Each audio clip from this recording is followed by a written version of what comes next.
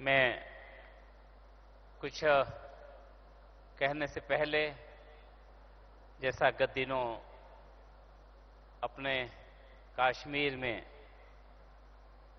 अपने देश के अनेक राज्यों से पर्यटन पर गए कुछ हमारे पारिवारिक सदस्य, वहां पर एक आतंकी घटना में उनकी दुखद मृत्यु हुई है।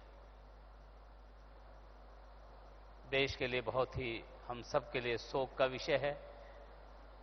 मैं अपने राज्य की ओर से, आप सबकी ओर से, ऐसे जिन्होंने असमय अपना जीवन खो दिया है, उनको श्रद्धांजलि देता हूं और उनके उन परिवारजनों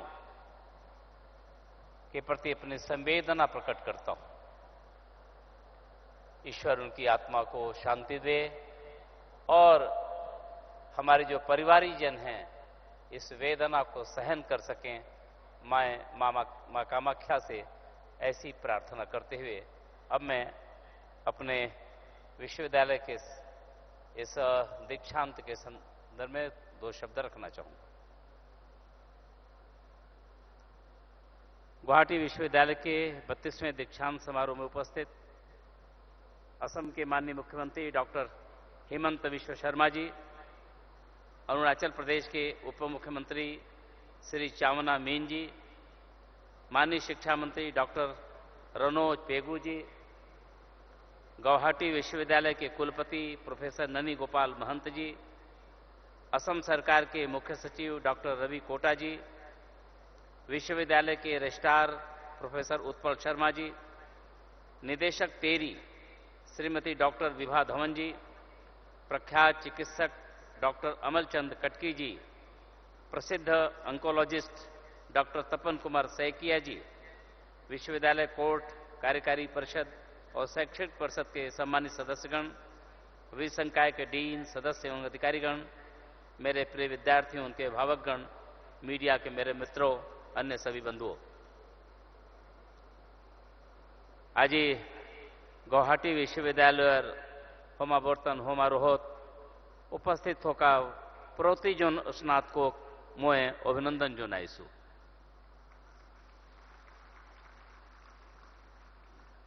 असम के सबसे पुराने और पावन शिक्षा के मंदिर गुवाहाटी विश्वविद्यालय के इस महत्वपूर्ण अवसर पर उपस्थित होकर स्वाभाविक रूप से हर्ष की अनुभूति हो रही।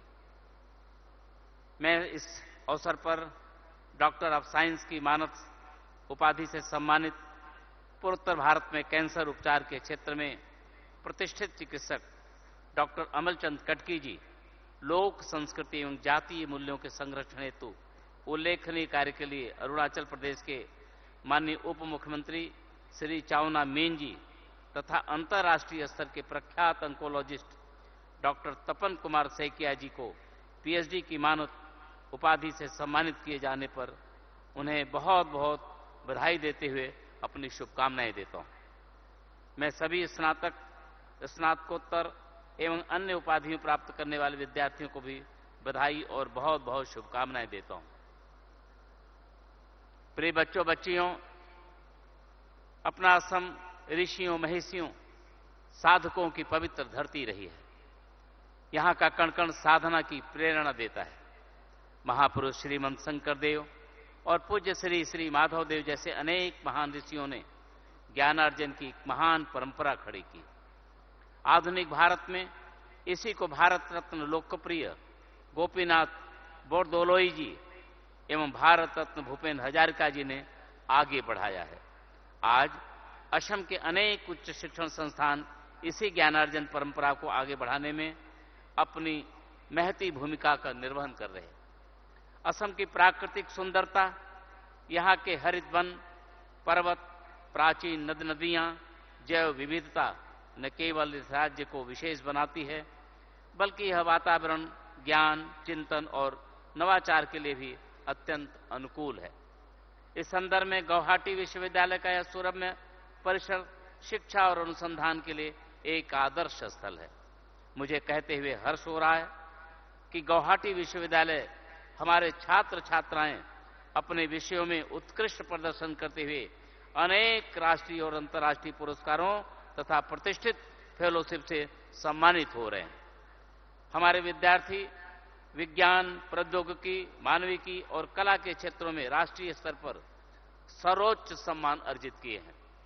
हमारे विद्यार्थियों, शोधार्थियों और उनके प्राध्यापकों को न केवल अनेक पेटेंट प्राप्त है, बल्कि नए जैव प्रजातियों की खोज और सांस्कृतिक परियोजनाओं का भी शुभारंभ किया है, जिससे समाज को प्रत्यक्ष लाभ हुआ है। हमारे अनुसंधान और परियोजनाओं का एक बड़ा हिस्सा सतत विकास और पर्यावरणीय संवेदनशीलता से प्रेरित है। गुवाहाटी विश्वविद्यालय न केवल ज्ञान का केंद्र है, बल्कि ये समाज और प्रकृति के प्रति उत्तरदायित्व एवं सशक्त नागरिक निर्माण में अपनी महत्वपूर्ण भूमिका का निर्वहन कर रहा है। गुवाहाटी विश्वविद्यालय एनएपी 2020 को लागू करने वाला यह पूर्वोत्तर का पहला विश्वविद्यालय है। ई समर्थ जैसे डिजिटल प्लेटफॉर्म को अपनाकर विश्वविद्यालय ने अपनी तकनीकी दक्षता प्रमाणित किया है। मेरे प्रिय विद्यार्थियों, शिक्षा मानव जीवन में अनवरत चलने वाली एक सतत प्रक्रिया है। आज अपने प्रतिष्ठित संस्थान से पदक, डिग्री और सर्टिफिकेट प्राप्त कर रहे, यह आपके परिश्रम एवं प्रतिबद्धता के प्रमाण स्वरूप है, लेकिन यह आपकी संपूर्ण शिक्षा का अंत नहीं है। आपको आजीवन सीखने की जिज्ञासा होनी चाहिए। आप जितना सीखेंगे उतना ही अपने समाज को और अपने देश को आप दे पाएंगे। आप जब विश्वविद्यालय की सीमाओं से बाहर निकलकर उस व्यापक संसार में प्रवेश करने जा रहे हैं, तब आपके अपने अर्जित ज्ञान, कौशल सांसारिक चुनौतियों से निपटने में मदद करेंगे। इसी ज्ञान व कौशल के सहारे राष्ट्र को परम वैभव के शिखर पर ले जाने का संकल्प लेने का भी यह महत्वपूर्ण अवसर है। महापुरुष श्रीमंत शंकर देव ने कहा, हेनो मोको विसारिवो साधुरो संगतः ज्ञान विज्ञान तेवे होई बेको बेकतः। अर्थात विद्वानों और संगति में ज्ञान प्राप्त करने से ही ज्ञान और विज्ञान का प्रकाश प्राप्त होता है। यहाँ की शिक्षा आपको श्रेष्ठ से श्रेष्ठतम मनुष्य बनाने के लिए, जो समाज के दुख को समझे, पर्यावरण की चिंता करे, तकनीकी को मानवीय मूल्यों से जोड़कर मानव उत्थान में सहायक बने, ऐसा आपको प्रयास करना है। शिक्षा मानव जीवन के दो मूल उद्देश्यों की पूर्ति करती है। ज्ञान का विस्तार, चरित्र का निर्माण। उच्च शिक्षा का प्रमुख उद्देश्य पथ प्रदर्शक तैयार करना है, जो चिकित्सा, इंजीनियरिंग, प्रशासन, शिक्षण, विज्ञान, सामाजिक सेवा, राजनीति और उद्यमिता जैसे क्षेत्रों में भारत का वैश्विक नेतृत्व प्रदान करे। विश्वविद्यालय को अन्य राष्ट्रीय और अंतर्राष्ट्रीय संस्थानों के साथ गहरे सहयोग की दिशा में भी काम करना है। फैकल्टी और स्टूडेंट एक्सचेंज, संयुक्त शोध संगोष्ठियों के में भागीदारी, शैक्षणिक संसाधनों को साझा उपयोग इस सहयोग को सशक्त बनाते हैं। नेशनल नॉलेज नेटवर्क जैसे प्लेटफॉर्म को इस दिशा में प्रभावी रूप से उपयोग किया जाना चाहिए। नवाचार को बढ़ावा देने के लिए विद्यार्थियों के विचारों को व्यावसायिक उत्पादों में बदलने के लिए संस्थागत समर्थन आवश्यक है। इस संदर्भ में हमारे विश्वविद्यालय महत्वपूर्ण भूमिका निभा सकते हैं। कई विश्वविद्यालयों ने इनोवेशन क्लब की स्थापना कर इस दिशा में सार्थक पहल की है। इन क्लबों के क्षेत्र में आईआईटी और एनआईटी के नवाचार इनक्यूबेटरों से जोड़ा जाना चाहिए। हमारे माननीय प्रधानमंत्री श्री नरेंद्र मोदी जी भारत को शिक्षा का वैश्विक केंद्र बनाने की दिशा में प्रतिबद्ध है। वे ऐसा भारत बनाना चाहते हैं जहां नवाचार को बढ़ावा मिले, भारतीय मूल पल्लवित हो और शिक्षा तक समान पहुंच सुनिश्चित हो। इस सपने को साकार करने के लिए हमारे उच्च शिक्षा संस्थानों को मिलकर कार्य करना होगा। भारत को पुनः विश्व गुरु के रूप में प्रतिष्ठित करने के यज्ञ में योगदान देना होगा। मैं, चूंकि काफी समय हो गया है, लंबा विषय नहीं रखना चाहूंगा, लेकिन प्यारे बच्चों, इतना जरूर कहना चाहूंगा। आपने आज उपाधि प्राप्त करी है, बहुत ही गरिमामय वातावरण में। एक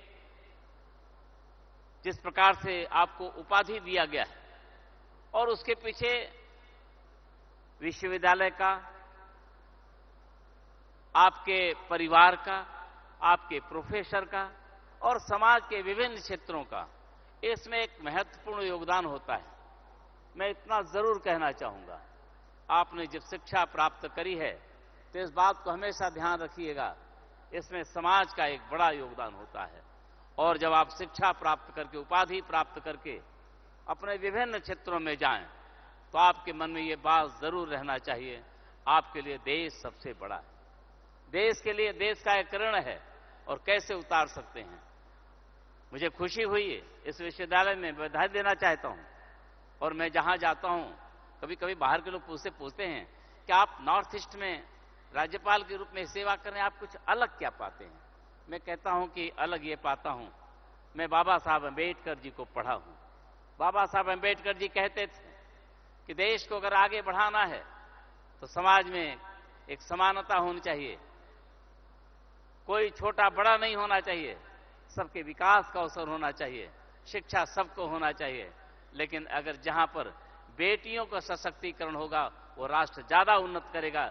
मुझे खुशी है, मैं अपने जहां भी जाता हूं राज्य में, जिस विश्वविद्यालय में जाता हूं, वहां बेटियां बहुत बड़ी संख्या में उपाधि लेने के लिए आती हैं। ये मेरे राज्य की खूबसूरती है, ये राज्य की हमारी समृद्धि है, यह देश के लिए एक अच्छा उदाहरण है। बाबा साहब अम्बेडकर जी के सपने साकार हो रहे हैं। देश के यशस्वी प्रधानमंत्री माननीय नरेंद्र मोदी जी का एक ही सपना है, देश एक बार फिर से उसी वैभव को प्राप्त करे जो कभी हमारा गौरवशाली अतीत के लिए देश जाना जाता था। ऐतिह्यमंडित गुवाहाटी विश्वविद्यालय द्वात्रिंशतम अर्थात 32 संख्यक समावर्तনত उपस्थित থাকিবলৈ পাই মই সঁচাকৈয়ে অতিশয় আনন্দিত হৈছো। এই সমাৱৰ্তনত ডিগ্ৰী লাভ কৰা প্ৰতিগৰাকী শিক্ষাৰ্থীলৈ মই আন্তৰিক অভিনন্দন জ্ঞাপন কৰিছো। আমাৰ জীৱনৰ সফলতাৰ প্ৰতিটো সফলতাৰ আঁৰত নিজৰ আন্তৰিক প্ৰচেষ্টা, শিক্ষাগুৰু আৰু পিতৃ মাতৃৰ কঠোৰ পৰিশ্ৰম লুকাই থাকে।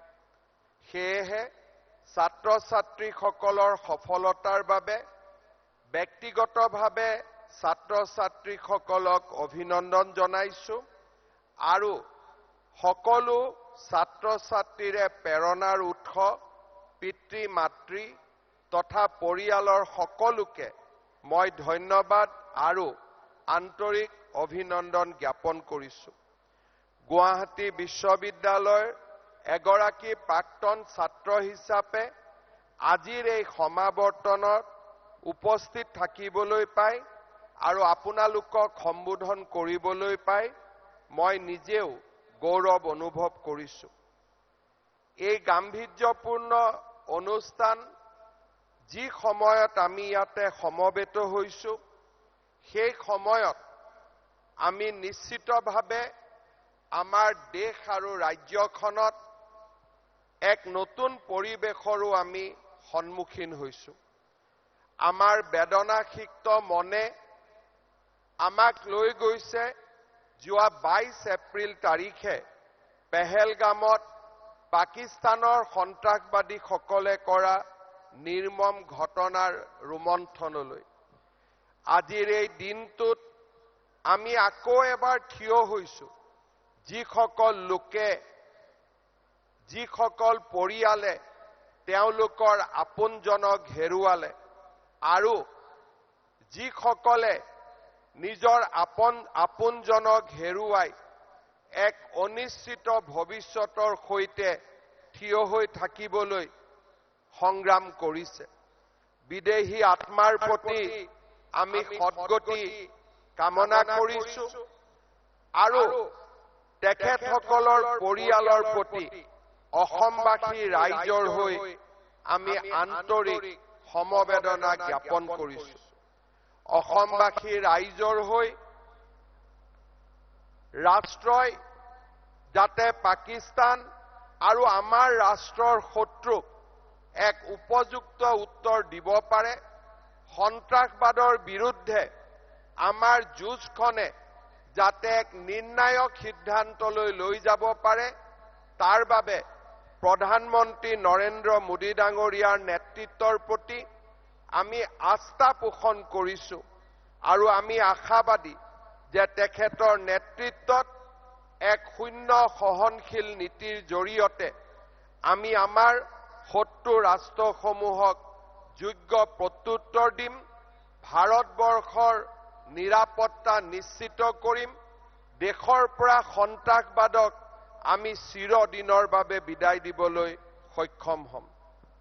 শ্ৰদ্ধাৰ সুধীবৃন্দ, ছাত্ৰ ছাত্ৰীসকলৰ জীৱনৰ চিৰস্মৰণীয় দিন এটাত আজি আমি গুৱাহাটী বিশ্ববিদ্যালয়ত উপস্থিত হৈছো। জিলিকাব লুইতৰে পাৰ এই প্ৰতিশ্ৰুতিৰে গুৱাহাটী বিশ্ববিদ্যালয়ে নতুন প্ৰত্যাশা আৰু দৃঢ় সংকল্পৰ মাজেৰে আমাৰ ৰাজ্যখনৰ শৈক্ষিক আকাশত আত্মপ্ৰকাশ কৰিছিল। গুৱাহাটী বিশ্ববিদ্যালয় এনে এখন শিক্ষা অনুষ্ঠান যিখন শিক্ষা অনুষ্ঠান শিল বালি আৰু চিমেণ্টেৰে নিৰ্মাণ হোৱা নাছিল, যিখন বিশ্ববিদ্যালয় অসমৰ ৰাইজৰ আশা আকাংক্ষা আৰু বহুবোৰ সপোনক বুকুত বান্ধি এই বিশ্ববিদ্যালয়খনে অসমৰ আকাশত আত্মপ্ৰকাশ কৰিছিল। আজি গুৱাহাটী বিশ্ববিদ্যালয়ৰ উপাচাৰ্যৰ প্ৰতিবেদনত বিশ্ববিদ্যালয়খনৰ সোণসেৰীয়া যাত্ৰাৰ বিষয়ে আমি সকলো অৱগত হৈছো। গুৱাহাটী বিশ্ববিদ্যালয়ক কেন্দ্ৰ কৰি আৰম্ভ কৰিব বিচৰা কেইবাটাও নতুন ইনিচিয়েটিভ বা নতুন নিৰ্ণয়ৰ বিষয়েও আমি অৱগত হৈছো।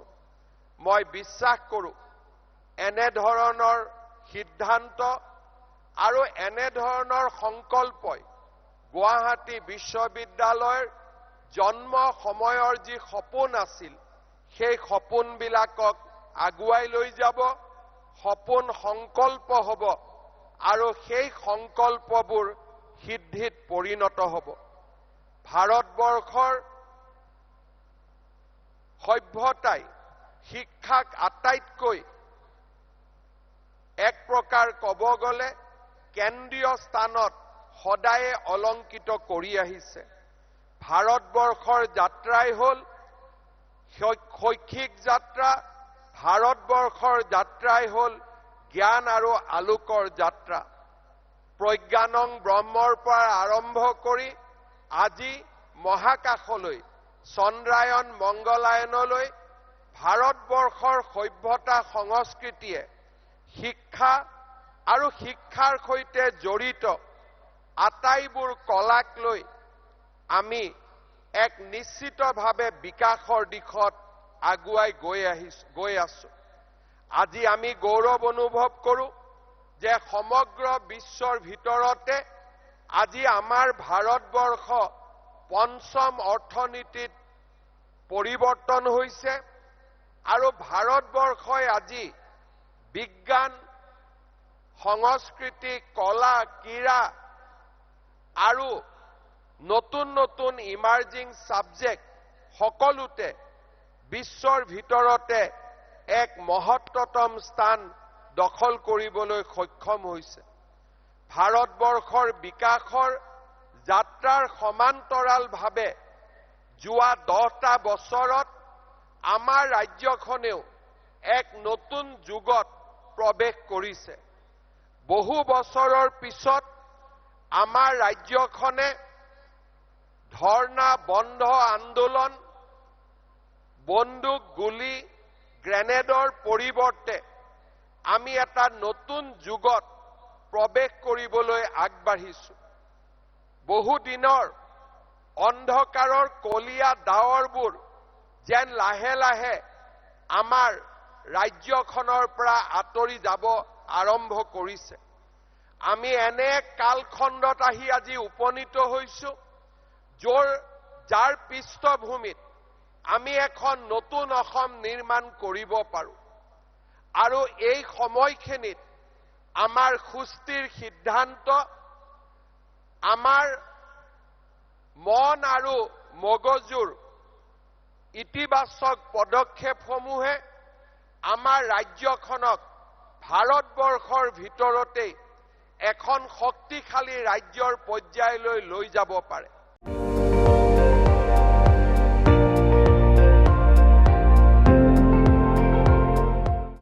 আপুনি চাই আছে ND24 সৰ্বশ্ৰেষ্ঠ নহয় সৰ্বোত্তমৰ দৌৰত।